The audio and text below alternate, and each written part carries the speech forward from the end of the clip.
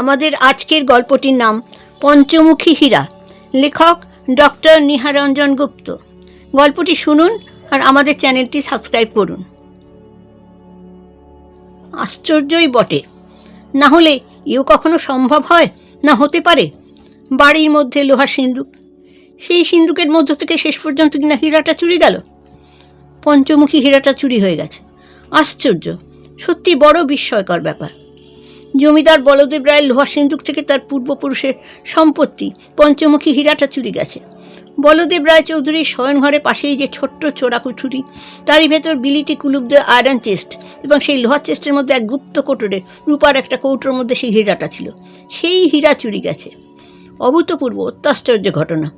হীরাটা 7 পুরুষ আগের, অর্থাৎ 7 পুরুষ ধরে রায়চৌধুরীদের বংশে ছিল ওই সম্পত্তিটি। বলদেব রায়চৌধুরী অত্যন্ত মুষড়ে পড়েছেন। একদম মুষড়ে অবশ্য পরবারই কথা। 7 পুরুষ ধরে সতর্ক দৃষ্টি দিয়ে একটা জিনিস আগলে এসে আর যদি সেটা চুরি যায়, তবে কার না বলদেব রায়ের মতো মনের অবস্থা হয়।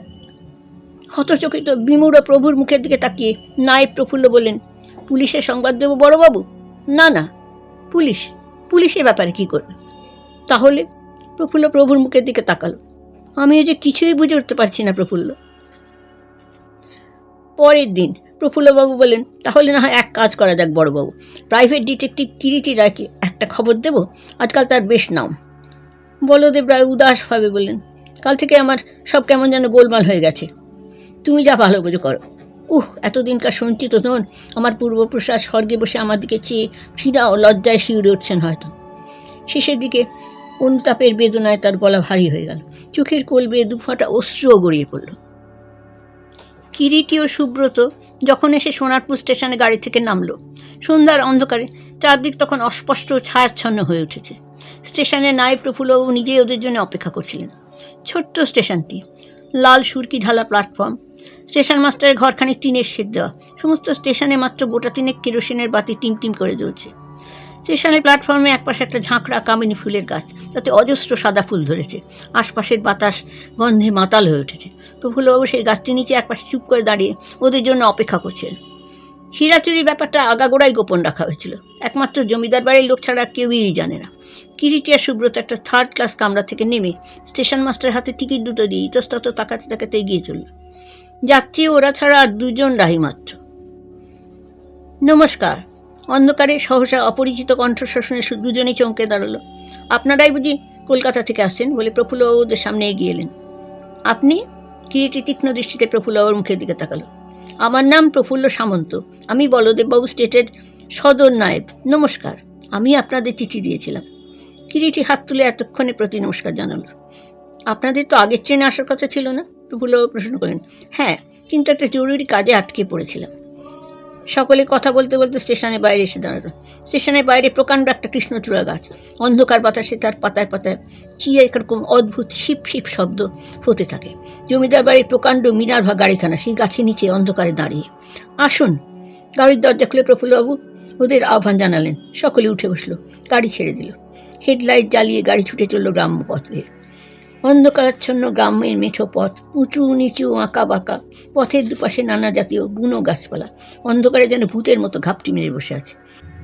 কোথাও গাছের পাতায় পাতায় জোনাকির প্রদীপ জলে আর নেভে আর জলে। কোথাও বাঁশঝাড়ের সরু পাতায় পাতায় রাতের হাওয়ায় হিস হিস শিপ শিপ শব্দ জাগায়। কোথাও বনজুঁইয়ের ও কাঠমল্লিকার তীব্র উগ্র গন্ধ বাতাসে ভেসে আসে। গাড়ি এগিয়ে চলে। কিরিটির প্রশ্ন করে, সমস্ত ঘটনাটা যদি আমাকে খুলে বলেন প্রফুল্লবাবু। প্রফুল্লবাবু বলতে লাগলেন, ব্যাপারটা যে কেমন করে ঘটলো তা আজও আমরা বুঝে উঠতে পারছি না। এ যেন স্বপ্নেও বিশ্বাস করা যায় না কিরিটিবাবু। কর্তার শয়নঘরের সংলগ্নে পাশে ছোট্ট চোর কুঠুরিতে বিলিতি কুলুপাটা আয়রন চেস্টে সেই হীরাটা ছিল। লাটের কিস্তির টাকা দেওয়ার তারিখ সেদিন। আগের দিন সেই টাকা আমি আর কর্তাবাবু 2 জনে মিলে আয়রন চেস্টে রেখে আসি। সেদিনই আমি হীরাটা দেখি। কানাঘুষায় শুনেছিলাম বটে জমিদার বাবুর অদ্ভুত এক পঞ্চমুখী হীরা আছে, কিন্তু চোখে দেখবার সৌভাগ্য কোনোদিনই হয়নি হীরাটা। সেই প্রথম দেখলাম, মানে কর্তাবাবুই আমায় দেখালেন। কতদিন বলদেববাবুর ওখানে চাকরি করছেন প্রফুল্লবাবু? হঠাৎ কিরিটি কথার মধ্যে প্রশ্ন করে। তা 7 বছর তো হবেই। হ্যাঁ, বলুন। প্রফুল্লবাবু আবার তার বক্তব্য শুরু করতে যাবেন, হঠাৎ আবার কিরিটি বলে ওঠে, আচ্ছা, ওদের যে অমূল্য পঞ্চমুখী হীরা আছে, কথাটা তো খুবই গোপনীয় না? হ্যাঁ, কিন্তু সেদিন কর্তা নিজেই টাকা রাখার সময় রূপার কৌটো থেকে হীরাটা বের করে আমায় বললেন, প্রফুল্ল, এই আমাদের পঞ্চমুখী হীরা। আমাদেরই এক পূর্বপুরুষ নবারের কাছ থেকে সৎকার্যের পুরস্কার স্বরূপ এটা পেয়েছিলেন। সত্যি এত বড় চমৎকার হীরা আমি ইতিপূর্বে দেখিনি। সন্ধ্যার অস্পষ্ট আলো, একটা চাপা দ্যুতি যেন সেই হীরার ভেতর থেকে ঠিকরে বেরিয়ে আসছে। চোখ যেন ঝলসে যায়। খুব কম হলেও হীরাটার দাম বোধ করি 50-60 হাজার টাকা তো হবেই। কর্তা বলতে লাগলেন, প্রফুল্ল, এই পঞ্চমুখী হীরাই আমাদের ঘরের লক্ষ্মী। তারপর আবার আমার সামনে হীরা সিন্ধুকে বন্ধ করে চাবি লাগিয়ে আমরা ঘর থেকে বের হয়ে এলাম। পরের দিন বেলা 7টার সময় আমি যখন কর্তাবুর কাছে কিস্তির টাকা চাইতে গেলাম, কর্তাবু বললেন, চলো আয়রন টেস্ট থেকে বের করে তোমার টাকা দিয়ে গে। কিন্তু আয়রন টেস্ট খুঁজতে গিয়ে চাবিটা খুঁজে পাওয়া গেল না। তাই তো, চাবি কোথায় গেল? ভয়ানক চিন্তার বিষয় এখন উপায়। কর্তাবু বিছানা নিতে যেখানে সাধারণত চাবি থাকে সেখানে অন্যান্য জায়গায় তন্ন করেও চাবি খোঁজা হলো, কিন্তু চাবিটা পাওয়া গেল না কোথাও। কর্তাবাবু একেবারে পাগলের মতো হয়ে উঠলেন। বললেন, কী হবে প্রফুল্ল, চাবি কোথায় গেল? বললাম, তাই তো বাবু, আমি তো কিছুই বুঝে উঠতে পারছি না। আপনার ঠিক মনে আছে তো চাবি অন্য কোথাও রাখেননি? না। কাল সিন্ধুকে টাকা বার করার পর সিন্ধু খুলেছিলেন? না। তারপর হঠাৎ যেন চিন্তিতভাবে বললেন, আচ্ছা প্রফুল্ল, মনের ভুলে কাল চাবিটা ওখানেই ফেলে রেখে আসেনি তো? কি জানি, চলুন একবার না হয় দেখা যাক। জয় হতে সিন্ধুকের ঘরের চাবি নিয়ে দরজা খুলে পা দেওয়ার সঙ্গে সঙ্গে একটা অস্ফুট চিৎকার করে বাবু পিছিয়ে এলেন। বাবুর পিছনে আমি ছিলাম। আশ্চর্য হয়ে বললাম, কি হলো? সর্বনাশ, এ কি, সিন্ধুক খোলা কেন? অস্ফুট করতে বলে ওঠেন বাবু। তাড়াতাড়ি ঘরে ঢুকে সিন্ধুকের কাছে এগিয়ে গেলাম। সত্যিই সিন্ধুকের ডালা খোলা। কর্তাবাবু তাড়াতাড়ি পরীক্ষা করার জন্য সিন্ধুকের সামনেই বসে পড়লেন। আমি বললাম, দেখুন আগে কিছু চুরি গেছে কিনা। দেখা গেল 5,000 করে 3 থেকে 15,000 টাকার নোট লাটের কিস্তির জন্য। দ্বিতীয় তাকে একটা রূপার কৌটার সামনে ছিল, সেটা ঠিকই আছে। তরকারি দলিলপত্র কিছুই চুরি যায়নি। আশ্চর্য, সিন্ধুক খোলা অথচ কিছুই চুরি যায়নি। একটা স্বস্তি নিঃশ্বাস ফেলে বললাম, আপনিই হয়তো মনের ভুলে সিন্ধুক আটকাতে ভুলে গিয়েছিলেন। দেখুন তো বাবু, হীরাটা আছে কিনা। কর্তা আমার কথা শুনে তাড়াতাড়ি কৌটোটা খুললেন। সর্বনাশ, দেখা গেল রূপার কৌটা শূন্য, পঞ্চমুখী হীরাটা নেই। অস্ফুট চিৎকার করে কর্তা মাথা হাত দিয়ে একেবারে বসে পড়লেন। সত্যি কি আশ্চর্য, নগদ টাকা কড়ি দলিলপত্র সব আছে, নেই কেবল পঞ্চমুখী হীরাটা। হীরা সব ফেলে রেখে কেবল হীরাটাই নিয়ে গেল। অনেকক্ষণ পর ক্ষীণ কণ্ঠে কর্তা রাখলেন, প্রফুল্ল, এ কী ব্যাপার? কিছুই তো আমিও বুঝতে পারছি না বাবু। তাই তো, এটা একেবারে ভৌতিক কাণ্ড। সমস্ত খুচরো টাকা দলিলপত্র সব ঠিক আছে, গেল কিনা সেই হীরাটাই শুধু। চোর মাত্র হীরাটা নিয়ে সরে পড়ল। সুব্রত কথা বলল, সব রইল, কেবল হীরাটাই গেল। ভারী আশ্চর্যের কথা তো। কিরিটি মৃদু মৃদু হাসতে হাসতে বললে, এতে আশ্চর্য হবার কিছুই নেই সুব্রত। যে হীরা চুরি করেছে তার হয়তো টাকার চাইতে হীরাটারই বেশি প্রয়োজন ছিল। কিন্তু হীরাটাও তো সে নিয়েছে, নিশ্চয়ই টাকার জন্যে, বলল সুব্রত। না, টাকার জন্য হীরা অপহরণ করা হয়নি, হীরার জন্য হীরাটা অপহৃত হয়েছে। কী বলছিস কিরিটি? ঠিকই বলছি। আরও কিছুক্ষণ পরে গাড়ি এসে জমিদার গেটে প্রবেশ করলো। প্রকাণ্ড ফুলের বাগান, তার মধ্য দিয়ে প্রশস্ত কাপড় ঢালা পথ একেবারে গাড়ি বারান্দা পর্যন্ত চলে গেছে। গাড়ি থেকে নেমে প্রফুল্ল পিছু পিছু কিরিটি ও সুব্রত একেবারে বলদেববাবু শয়ন ঘরে গিয়ে প্রবেশ করল। কারণ বলদেববাবু সেখানেই ওদের জন্য অপেক্ষা করছিলেন। ঘরে ঘরে তখন আলো জ্বলে উঠেছে। হীরা চুরির পর থেকেই বলদেব রায় যেন মুষড়ে পড়েছেন। ঘরের মধ্যে প্রবেশ করে প্রফুল্লবাবু ডাকলেন, বাবু। কে? কিরিটি বাবু এসেছেন। বলদেববাবু শয্যার উপর উঠে বসলেন, বললেন, আসুন আসুন, নমস্কার। কিরিটি ও সুব্রত দুখানা চেয়ারে উপবেশন করে। বলদেববাবু বলেন, আমার নায়েবের মুখে কিছু কিছু হয়তো শুনেছেন। অত্যন্ত ক্লান্তি অবসন্নতার কণ্ঠস্বরে যেন প্রকটিত হল। তারপর একটু থেমে বলদেববাবু বললেন, আমি হীরাটা চুরি যাওয়া অবধি একেবারে পাগল হয়ে যাওয়ার উপক্রম হয়েছে কিরিটিবাবু। হয়তো কেন, নিশ্চয়ই পাগল হয়ে যাব হীরা যদি না পাওয়া যায়। প্রফুল্ল আপনার কথা বলে আপনাকে ডেকে আনিয়েছি, এখন আপনিই ভরসা। বলদেব রায়ের চোখের কোল দুটি জলে ভরে উঠল। আপনার এই ব্যাপারে কাউকে সন্দেহ হয়? কিরিটি প্রশ্ন করে। আমার না, তবে কিন্তু কি জানেন, হীরার কথা বাড়ির 2জন লোক ছাড়া কেউ জানেই না। আমি আর আমার ছোট ভাই সন্দীপ। তার যখন 22 বছর বয়স, সেই সময় বাবার সঙ্গে একদিন ডাকাডাকি করে বাড়ি থেকে উধার হয়ে যায়। মাত্র 7 দিন আগে, দীর্ঘ 10 বছর বাদে সে আবার ফিরে এসেছে। আর কেউ এই হীরা সম্বন্ধে জানে না? না। ও হ্যাঁ, যেদিন হীরা চুরি যায় তার আগের দিন প্রফুল্লকে সেই হীরাটা দেখিয়েছিল। হীরাটা কোন ঘরে ছিল? কিরিটি প্রশ্ন করল। ওই ঘরে। বলদেববাবু ও প্রফুল্লবাবু একই সঙ্গে আঙুল তুলে বন্ধ দরজা দেখিয়ে দিলেন। ঘরটা দেখতে পারি একবার? নিশ্চয়ই। প্রফুল্ল, ওই টিপয়ের চাবিটা আছে, তুমি দেখিয়ে আনো ওদের ঘরটা, বলদেববাবু বললেন। ঘরের মধ্যে দেওয়াল দিয়ে ছাড়া একটা হ্যারিকেন বাতি ছিল। প্রফুল্লবাবু হ্যারিকেন বাতিটা তুলে নিয়ে বললেন, আসুন। পকেট থেকে একটা ছোট শক্তিশালী টর্চ বার করে কিরিটি বলল, আলোর দরকার হবে না, টর্চ আছে। ঘরটা বলদেববাবুর শয়নঘরের পাশেই। ঘরটা খুবই ছোট, যাতায়াতে একটা মাত্র দরজা, মোটা মোটা লোহা শিক দিয়ে ছোট ছোট দুটো জানলা, তারও কপাট আঁটা। সিলিংয়ের গায়ে গোটা পাচে ঘুলঘুলি বাতাস ঢোকার জন্য। প্রকাণ্ড আয়রন শেপটা দক্ষিণ দিককার দেওয়ালে ধারে দাঁড় করানো, মজবুত বিলিটি তালা তার গায়ে। কিরিটি হাতের আলো ঘুরিয়ে ঘুরিয়ে ঘরটা ভালো করে দেখে নিল। এই সিন্দুকে এই হীরাটা ছিল? কিরিটি প্রশ্ন করে। আগে।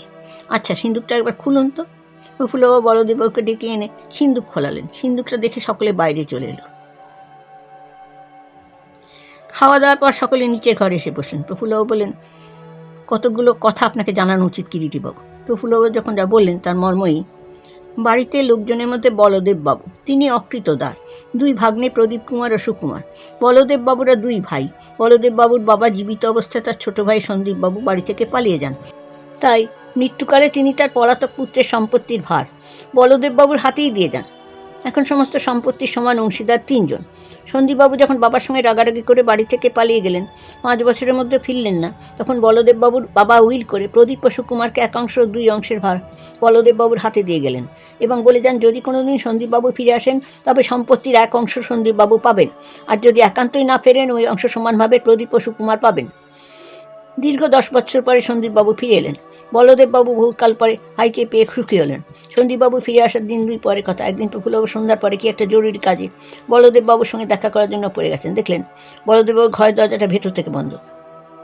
ঘরের ভেতর থেকে ওদের চাপা তর্ক বিতর্কের আওয়াজ পাওয়া যাচ্ছে। প্রফুল্লবাবুর কৌতূহল হলো। তিনি ঘুরে ওপাশের বারান্দা দিয়ে বলদেববাবুর ঘরের পিছন দিকে গেলেন। সেখানে জানলার পেছনে গিয়ে দাঁড়ালেন। বলদেববাবু ও সন্দীপবাবুর গলা শোনা গেল। টাকা আমি কোথায় পাবো? সামনেই লাটের কিস্তি। বলদেববাবু বললেন, সে তুমি যেখানেই পাও, আমার দেখার দরকার নেই। আমার 50,000 টাকা চাই।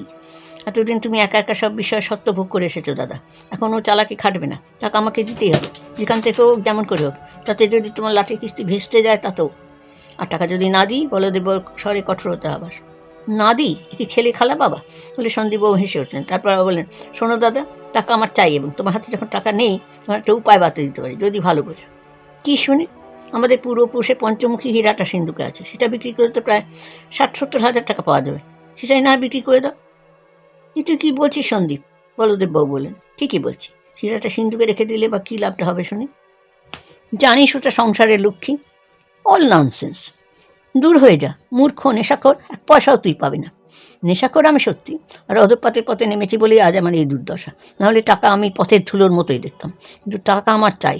শোনো, বিষয়ের উপর আমার এতটুকুও লোভ নেই। বিষয় সব তোমায় আমি লিখে দিতে রাজি আছি, কিন্তু 50,000 টাকা আমার চাই, সেটা পরশুর মধ্যেই চাই। এই আমার শেষ কথা। টাকা যদি না পাই, আর ওই পঞ্চমুখী হীরা তেমন করে হোক নিয়ে গিয়ে বিক্রি করে টাকা জোগাড় করব। বলতে বলতে পাশের দরজা ঠেলে সন্দীপবাবু বেরিয়ে গেলেন ঘর থেকে। এরপর সকলেই কিছুক্ষণ চুপচাপ। তারপর একসময় হঠাৎ কিরিটির প্রশ্ন করে, হীরাটা চুরি যায় কবে প্রফুল্লবাবু? যেদিন 2 ভাইয়ে তর্কাতর্কি হয় তার পরে রাত্রে। প্রদীপবাবু কি হীরার কথা জানতেন? না। হীরা চুরি যাওয়ার পর শোনেন। আর সুকুমারবাবু? তিনিও। পরের দিন প্রত্যুষে প্রথমেই কিরিটি সন্দীপবাবুর ঘরের দিকে চলল। সন্দীপবাবু তখন বিছানায় শুয়ে শুয়ে একটা বই পড়ছিলেন। কিরিটি গিয়ে ঘরে প্রবেশ করল। ভদ্রলোকের চেহারাটা রোগা, মুখটা ভেঙে গেছে, চোখে মুখে একটা সুস্পষ্ট অত্যাচারের চিহ্ন। কিরিটির পদশব্দে শয্যা থেকে উঠে সন্দীপবাবু প্রশ্ন করলেন, কি আপনি? কী চান? নমস্কার জানিয়ে পরিচয় দিয়ে কিরিটি বলল, আপনাকে একটু বিরক্ত করতে। সন্দীপবাবু ভ্রু কুঁচকে বললেন, তা তো দেখতেই পাচ্ছি, কিন্তু মশাইয়ের অধমের কাছে কি প্রয়োজন বলুন তো? প্রয়োজন একটা আছে বই কি, কিন্তু আপনি প্রথম থেকে যেভাবে চটে যাচ্ছেন এতে বলতে ভরসা হচ্ছে না ঠিক। হ্যাঁ, আমি একটু ব্যস্ত, যা বলবার চটপট বলে ফেলুন। আপনাদের পূর্বপুরুষের আমলের পঞ্চমুখী হীরাটা চুরি গেছে শুনেছেন বোধহয়। ও, আপনি বুঝি সেই টিকটিকি? বলতে বলতে সন্দীপবাবু উচ্চস্বরে হো হো করে হেসে উঠলেন। হা হা হা, ঘরের ছেলে ঘরে ফিরে যান মশাই। যেটা চুরি গেছে সেটা আর পাওয়া যাবে বলে চুরি যায়নি। এসব ডিটেকটিভ গল্প উপন্যাসে সাজে, আদপে ওর কোনো মানেই হয় না, বুঝলেন? হীরা তো হীরে, আপনি তো হীরার টিকটিকিরও সন্ধান পাবেন না। আর জিজ্ঞাসা করছেন তো হীরা চুরির ব্যাপারে আমি কিছু জানি কি না? তার উত্তর জানাচ্ছি, না, কিছু জানি না। শুনেছেন? কিচ্ছু জানি না। এখন যেতে পারেন। কিন্তু হীরা চুরি যাওয়ার আগের দিন কোন বিষয় নিয়ে বলদেববাবু মানে আপনার দাদার সঙ্গে আপনার বচসা হয়েছিল না? সে নিশ্চয়ই আপনার মনে আছে। বলে কিরিটি তীক্ষ্ণ দৃষ্টিতে সন্দীপবাবুর মুখের দিকে তাকালো। এবার সন্দীপবাবুর তীক্ষ্ণ দৃষ্টিতে তাকালেন কিরিটির দিকে। কে বলল? আমি জানি লুকিয়ে কোনো লাভ নেই, আর এও জানি যে অসৎ পথে অসৎভাবে জীবনযাপন করতে গিয়ে বাইরে আপনার বিস্তর দেনা, এবং সেই জন্যই বর্তমানে আপনার বিস্তর টাকাও দরকার, কেমন কিনা? সন্দীপবাবু কটমট করে কিরিটির দিকে তাকাতে লাগলেন, তারপর বলে উঠলেন, আপনি তো আচ্ছা অভদ্র মশাই, যান যান, আপনি নিজে অন্য কাজ থেকে তো যান, বিরক্ত করবেন না। অগত্যা কিরিটিকে উঠতেই হয়। উদয় ভাগ্নে সুকুমার সাধারণত হোস্টেলে থেকে পড়ে, ছুটিতে এখানে এসেছে। ছেলেটি যেমন সাদাসিধে তেমনি নিরীহ। কিরিটি সুকুমারের সঙ্গে দু চারটি কথা বলে নিচে নেমে এলো। প্রদীপবাবু লোকটিকেও কিরিটি নিরীহ বলেই মনে হলো। বলদেববাবুর জন্তু জানোয়ার পোষার খুব শখ। খাঁচা ভর্তি নানা জাতীয় পাখি, ময়ূর আর কুকুর, খরগোশ প্রভৃতি। নিচে বাগানের দিকে একটা হলঘরের মতো আছে, সেইখানে পশু পাখিগুলো থাকে। একজন মালি আছে, ওগুলো দেখাশোনা করে। ঘরের মাঝখানে একটা বাঁধানো চৌবাচ্চা, সেটা লম্বায় প্রায় হাত 3, চওড়াতে হাত 2 গভীর প্রায় হাত 1.5। তার মধ্যে নানা জাতীয় মাছ। ঘুরতে ঘুরতে কিরিটি সেই ঘরে এসে ঢুকলো। বলদেববাবু চৌবাচ্চার পাড়ে দাঁড়িয়ে জলের মধ্যে খাবার ছুঁড়ে দিচ্ছেন, মাছগুলো টুকটুক করে গিলে নিচ্ছেন। কিরিটির পদশব্দে বলদেববাবু চোখ তুলে তাকিয়ে বললেন, এই যে আসুন মিস্টার রায়। কী করছেন? কিরিটি প্রশ্ন করে। মাছগুলোকে খেতে দিচ্ছি, এদের আমি রোজ নিজে হাতে খাওয়াই, এরা আমার বড্ড প্রিয়। কিরিটি দেখলে নীল, লাল, নানা রঙের ছোট বড় মাছ চৌবাচ্চার স্বচ্ছ জল সাঁতরে বেড়াচ্ছে। রাত্রি তখন গভীর, জমিদার বাড়ির সকলেই ঘুমের কোলে ঢলে পড়েছে। কিরিটি শুধু একা এখনো জেগে একটা কাগজের উপর আপন মনে হিজিবিজি দাগ কাটছে। কিরিটি আর সুব্রতকে থাকবার জন্য লাইব্রেরি ঘরটা ছেড়ে দেওয়া হয়েছে। সহসা বারান্দায় কার পায়ের শব্দ পাওয়া যায়, চাপা সতর্ক শব্দ। পা টিপে টিপে কে বুঝি হেঁটে যাচ্ছে। কিরিটি সতর্ক হয়ে উঠল, তাড়াতাড়ি চেয়ার ছেড়ে উঠে চট করে আলোটা নিভিয়ে বারান্দার দিকটা দরজা খুলে কবাটের আড়ালে কান পেতে দাঁড়ালো। পায়ের শব্দ এদিকে আসছে, ক্রমে কাছে, আরও কাছে, স্পষ্ট থেকে স্পষ্টতর। কালো কাপড়ে মুড়ি দেওয়া একটা লোক অন্ধকারে সতর্কভাবে পা টিপে টিপে বারান্দা অতিক্রম করে যাচ্ছে। লোকটা লাইব্রেরি ঘরের সামনে গিয়ে সন্দীপবাবুর ঘর ছাড়িয়ে বারান্দা দিয়ে নিচে বাগানে নাম্বার ঘোরানো সিঁড়িটার দিকে চলে গেল। ঘর থেকে বের হয়ে কিরিটিও চুপি চুপি লোকটার পিছু নিল। রাত্রি অন্ধকারে বাগানটা থমথম করছে। গাছপালার শাখায় শাখায়, পাতায় পাতায় অন্ধকার যেন জমাট বেঁধে আছে। ঝিঝির একটানা ঝিঝি শব্দ বিশ্রী একঘেয়ে লাগছে। কালো আকাশের গায়ে ইতস্তত বিক্ষিপ্ত তারাগুলো মিটিমিটি জ্বলছে। কালো পাপড়ে আপাতমস্তক ঢাকা সেই মূর্তিটা ধীরে ধীরে বাগানের মধ্যে দিয়ে এগিয়ে বলদেব রায়ের পশু পাখির ঘরে গিয়ে ঢুকলো। কিরিটিও গিয়ে ঘরটার মধ্যে প্রবেশ করে। অন্ধকারে আবছা। কিরিটি দূর থেকে লক্ষ্য করতে লাগলো। কিছুক্ষণ পরে জল কাটার ছপছপ শব্দ পাওয়া গেল। অন্ধকারে একটা অস্পষ্ট ছায়ামূর্তি সেই জলের চৌবাচ্চা নেমে কি যেন খুঁজে বেড়াচ্ছে। লোকটা কি খোঁজে? মাছ ধরছে কি? হ্যাঁ, তাই যেসব মাছ ধরা পড়েছে সেগুলো মাঝে মাঝে আধারে ছটফট করে ওঠে। মূর্তিটা আবার মাছগুলোকে ছেড়ে দেয়। এভাবে অনেকক্ষণ ধরে খোঁজার পর বোধহয় একটা মাছ ধরে সেটা কোঁচার মধ্যে পুড়ে লোকটি চৌবাচ্চা থেকে উঠে পড়লো। লোকটা পুনরায় সেই সিঁড়ি দিয়ে উঠে বারান্দা দিয়ে সুকুমার ঘরে ঢুকে ভেতর থেকে দরজাটা আটকে দিল। পরের দিন সকালে বলদেববাবুর ভাগ্নে সুকুমারকে আর কোথাও পাওয়া গেল না। একটা চিঠি পাওয়া গেল শুধু। বড় মামা, আমি চললাম। কোথায় যাচ্ছি বা কেন যাচ্ছি তা জানালাম না, আমার খোঁজ করো না। হতভাগ্য সুকুমার। এই কটি কথাই মাত্র চিঠিটাতে লেখা। বলদেববাবু চিঠিটা হাতে করে কিরিটির খোঁজ করতে করতে তাকে পশু পাখির ঘরে এসে আবিষ্কার করলেন। কিরিটি একদৃষ্টে মাছের চৌবাচ্চাটার সামনে দাঁড়িয়ে কি যেন দেখছিল। এই যে রায়মশাই, আসুন। কি দেখছেন? আপনার মাছগুলো। বলতে বলতে হঠাৎ ঘুরে দাঁড়িয়ে প্রশ্ন করে, আচ্ছা রায়মশাই, চৌবাচ্চায় কটা মাছ ছিল আপনার মনে আছে? নিশ্চয়ই, একটা বড় আর 10টা ছোট। কেন বলুন তো? না, এমনি। কিন্তু আমাকে খুঁজছিলেন কেন বললেন না? সুকুমার পালিয়েছে। সে কি? হ্যাঁ, এই দেখুন। চিঠিটা বলদেববাবু কিরিটির হাতে দিলেন। কিরিটি দুবার পড়ল, তার চিঠিটা আবার বলদেববাবু হাতে ফিরিয়ে দিল। ঘণ্টাখানেক বাদে কিরিটি সোজা প্রফুল্লবাবুর ঘরে গিয়ে হাজির হল। প্রফুল্লবাবু, কে? মিস্টার রায়, কী খবর? কিরিটি বলে, দুপুর করিয়েই আমি যাব প্রফুল্লবাবু, সেই রকম বন্দোবস্ত করে দিন। প্রফুল্লবাবু যেন কতটা আশ্চর্য কিরিটির মুখে দেখে দাঁড়ান। কিরিটি বুঝতে পেরে হেসে বলল, ভয় নেই, আপনাদের হীরা পাওয়া গেছে। পাওয়া গেছে? বিস্ময় প্রফুল্লবাবু একেবারে যেন নির্বাক হয়ে গেলেন। সুব্রত ওর মুখের দিকে তাকায়। এমন সময় ভৃত্য ঘরে প্রবেশ করে বলল, নায়েব মশাই, ছোটোবাবু এক্ষুনি 10টা ট্রেনে চলে যাবেন। কি একটা জরুরি কাজের জন্য আপনাকে একটিবার ডাকছেন, শীঘ্র চলুন। ভৃত্যের কথায় কিরিটি চমকে ফিরে তাকালো। কে চলে যাবেন? ভৃত্যকে জিজ্ঞাসা করে কিরিটি। ছোটবাবু, সন্দীপবাবু, জবাব দিলেন প্রফুল্লবাবু। শীঘ্র বলদেববাবুকে একটিবার ডাকুন প্রফুল্লবাবু, আর চলুন আমরা সকলে ছোটবাবুর ঘরে যাই। সকলেই এসে সন্দীপবাবুর ঘরে জড়ো হয়েছেন। বলদেববাবু, প্রফুল্লবাবু, কিরিটি ও সুব্রত। সন্দীপবাবু যাওয়ার জন্য প্রস্তুত। বলদেববাবু মুখের দিকে তীক্ষ্ণ দৃষ্টিতে তাকে কিরিটি বলে, আপনার হীরার সন্ধান মিলেছে বলদেববাবু? কই কই? বলদেববাবুর কণ্ঠে একটা সুৎকণ্ঠা ও ব্যাকুলতা ঝরে পড়ল। সন্দীপবাবু বিরক্তি মিশ্রিত কণ্ঠে বললেন, আপনারও আরব্যোপন্যাসে আলাদিনে গল্প শোনার মতো সময় আমার নেই, আমার ট্রেন ধরতে হবে, জরুরি। বলতে বলতে তিনি সুটকেসের বিছানা দিকে একটু এগিয়ে গেলেন। ক্ষিপ্রগতিতে সরে এসে ডান পাটাটা সত্যিবাবু সুটকেসের তুলে বজ্র নির্ঘোষ কিরিটি বলে, হ্যাঁ যাবেন বই কি। আর আরব উপন্যাসের গল্প অনেক সময় শুনতে ভালো না লাগলে শুনতে হয়। জানেন না একটা চলতি কথা আছে, ফ্যাক্টস আর স্ট্রেঞ্জার দ্যান ফিকশন। সন্দীপ ক্রুদ্ধ হয়ে ফিরে থাকলেন, বললেন, এসবের মানে কি? মানে অতি সহজ ও সরল। পঞ্চমুখী হীরাটা ফিরিয়ে দিয়ে আপনি যেখানে খুশি যেতে পারেন, তাতে আমাদের একটুও আপত্তি নেই, জানবেন মশাই। মুহূর্তে যেন সন্দীপবাবু মুখখানা ছাইয়ের মতো সাদা হয়ে গেল, সামনে যেন ভূত দেখছেন। কিন্তু পরক্ষণে সেই ভাবটা কাটিয়ে নিয়ে বলেন কি, আপনার কি ধারণা হীরাটা তাহলে আমিই চুরি করে নিয়ে পালাচ্ছি? না, আপনি হীরা চুরি করেননি বটে, তবে চোরের উপর বাটকারি উপরে পালাচ্ছেন, এটা সত্যি। আপনার সুটকেস খুলুন, দেখুন হীরা পাওয়া যায় কিনা। সহসা বলদেববাবু এক লাফ দিয়ে সুটকেসের উপর ঝাঁপিয়ে পড়লেন। ক্ষিপ্রহস্তে সুটকেসটা খুলে ফেলে হাতড়াতে হাতড়াতে একটা সিগারেটে খালি টিনের কৌটোর মধ্যে থেকে হীরাটা বার করলেন। বলদেববাবু সোচ্চায় বলে উঠলেন, পেয়েছি। এবং সন্দীপবাবুর দিকে ছুটে এসে দাঁড়ালেন, বললেন, চোর বদমাস, যা চুরি করে পালাচ্ছিলি, তোকে আজ খুনই করবো। বলদেববাবু দুহাত দিয়ে ভাইয়ের গলা টিপতে গেলেন, কিন্তু কিরিটি বাধা দিল। দাঁড়ান, ওকে বৃথা দোষ দিচ্ছেন, চোর তো উনি নন, উনি শুধু নিমিত্তের ভাগী, চোরের ওপর বাটপাড়ি করতে দিন। তবে শুনুন, সন্দীপবাবু প্রথম কোনোদিনও হীরাটার লোভ ছিল না। হীরা যেদিন চুরি যায় সেদিন সন্দীপবাবু দুর্ভাগ্যবশত সবই টের পান, কারণ তার পক্ষে সেটা অসম্ভব ছিল না। তার শোবার ঘরে বাথরুমের সঙ্গে হচ্ছে সিন্ধুকের ছোট কুঠুরি, তিনি হয়তো বাথরুমে গিয়েছিলেন। টাকার বিশেষ প্রয়োজন, তাই দাদার থেকে টাকা কেমন করে পাওয়া যেতে পারে সে চিন্তা সে রাতে তিনি হয়তো জেগেই ছিলেন। পাশের ঘরে চাবি দিয়ে সিন্ধুক খোলা শব্দে তিনি উৎকণ্ঠ হয়ে ওঠেন। চোর বলদেববাবুর ঘরের ভিতর থেকে হীরা চুরি করে। বলদেববাবু বাথরুমের ভিতর বারান্দা দিয়ে সিঁড়ি হয়ে বাগানে যান। সন্দীপবাবু তাকে অনুসরণ করে। চোর সোজা বাগান দিয়ে বলদেববাবু পশু পাখির ঘরে গিয়ে নেমে ঢোকে এবং মাছের খাবারের মধ্যে হীরাটা পুড়ে সেটা মাছের চৌবাচ্চায় ফেলে দেয়। একটা মাছ খাবারের সঙ্গে সেটা গিলে খায়। আগাগোড়া সমস্ত ব্যাপারটাই সন্দীপবাবু দেখেন।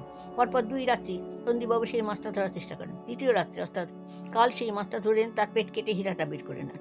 কিন্তু তিনিও একটু চালাকি খেলেন। তার ঘর থেকে তিনি সুকুমারের ঘরে যান, তার জামাকাপড় পরে জলে নেমে যান, যাতে ভিজে জামাকাপড় সুকুমার ঘরে পেলে আসল চোরের সম্পর্কটা সুকুমারের উপর গিয়ে পড়ে। রাতারাতি সুকুমারকে মৃত্যু ভয় দেখিয়ে তাকে দেশত্যাগী হতে বাধ্য করেন, যাতে তার উপর কোনো সন্দেহই পড়তে বাকি না থাকে। পাকাপোক্তভাবে বেচারি সুকুমারের উপরে সমস্ত সন্দেহ গিয়ে পড়ে। মজা হয়েছে এইখানে, আসল যে চোর সে চাইছিল আবার সন্দীপবাবুর ঘাড়ে সব সন্দেহটা চাপাতে। সকলে স্তব্ধ বিস্ময়ে কিরিটি কথাগুলো শুনছে। প্রফুল্ল প্রশ্ন করলেন, তবে আসল চোর কে? বিদ্যুৎ গত্যে ফিরে দাঁড়িয়ে সম্মুখে অঙ্গুল নির্দেশ করে কঠিন কঠোর কণ্ঠে কিরিটি বলল, আসল হীরা চোর, দুষ্কর্মের হোতা আপনাদের সকলের সামনে দাঁড়িয়ে মালিক স্বয়ং বলদেব বাবুই। আবেগে উত্তেজনা কিরিটির সর্বশরীর থরথর করে কম্পিত হচ্ছে। এর চাইতে ঘরের মধ্যে বজ্রপাত হলেও বোধহয় সবাই এত চমকে উঠত না। কিরিটি বলতে থাকে, হীরা আসলে কে চুরি করেছে সেটা প্রথম দিন স্টেশন থেকে নেমে প্রফুল্লবাবুর মুখে শুনেই বুঝতে পেরেছিলাম। এও বুঝেছিলাম চোরের ওপর বাটপাড়ি হয়েছে, নচেত আমার খোঁজ না করে বলদেববাবু পুলিশকেই সংবাদ দিতেন। তারপর বলদেববাবুকে লক্ষ্য করে কিরিটি বলতে লাগলো, আপনারা হয়তো ভাবছেন কেমন করে জানলাম। সে খুব সহজেই। হীরাটার প্রতি প্রফুল্লবাবু অহেতুক দৃষ্টি আকর্ষণ করাটাই এক্সপোজড এভরিথিং। প্রফুল্লবাবুকে আগের দিন হীরাটা দেখিয়ে রেখে নিজে ভালো মানুষটি সেজে খুব চাল চেলেছিলেন রায়মশাই। কিন্তু এটা খেয়াল হলো না, সত্যি যদি আপনার হীরাটা চুরি যেত, তাহলে প্রফুল্লবাবুর হাতে সব ছেড়ে এমনি নিশ্চিন্তভাবে বসে থাকতে পারতেন না। ঘরে আপনি একা সে রাত্রে শুয়েছিলেন, ভেতর থেকে দরজা বন্ধ ছিল, সিন্ধুকের চাবি পর্যন্ত আপনার কাছে। কে আপনার ঘরে ঢুকতে পারে বলুন তো? রাস্তা কোথায়? যেতে হলে হয় সন্দীপবাবু কিংবা সুকুমারবাবু যেতে হয়, কিন্তু সেও তো অসম্ভব। অথচ তাদের ঘর পাশাপাশি থাকার দরুন সন্দেহটা তাদের ঘাড়েও বেশ চাপিয়ে দিতে পারা যায়। আরেকটি কথা, সন্দীপবাবুর টাকারই দরকার ছিল। তিনি যদি চুরি করতেন, কিস্তির যে 15,000 টাকা ছিল সেটা নিয়ে তো সরে যেতে পারতেন। হীরা তিনি নিতে যাবেন কেন? তাতে তো অনেক হাঙ্গামা হয়েছে, তিনি নিশ্চয়ই জানেন। শেষটা অবশ্যই বাধ্য হয়ে শুধু হাতে ফেরার চাইতে হীরাটা চুরি করা সেও মনে করেছেন। দুটো ভুল করেছিলেন রায়মশাই। প্রথমত অহেতুকভাবে প্রফুল্লবাবুকে হীরাটা দেখিয়ে, দ্বিতীয়টা হীরাটা সরিয়ে টাকাগুলো অ্যাজ ইট ইজ সিন্ধুকে রেখে দিয়ে। আচ্ছা নমস্কার, এখন আসি। হীরা আপনাদের ফিরে পেলেন, 2 ভাইয়ের মধ্যে এখন বোঝাপড়া করুন, আর আমার ফিটা ইচ্ছে হলে পাঠিয়ে দেবেন। এসো সুব্রত, দেরি হলে ট্রেন ধরা যাবে না, চলুন প্রফুল্লবাবু। সুব্রত হাত ধরে কিরিটি ঘর থেকে বেরিয়ে গেল। প্রফুল্লবাবু ওদের অনুসরণ করলেন।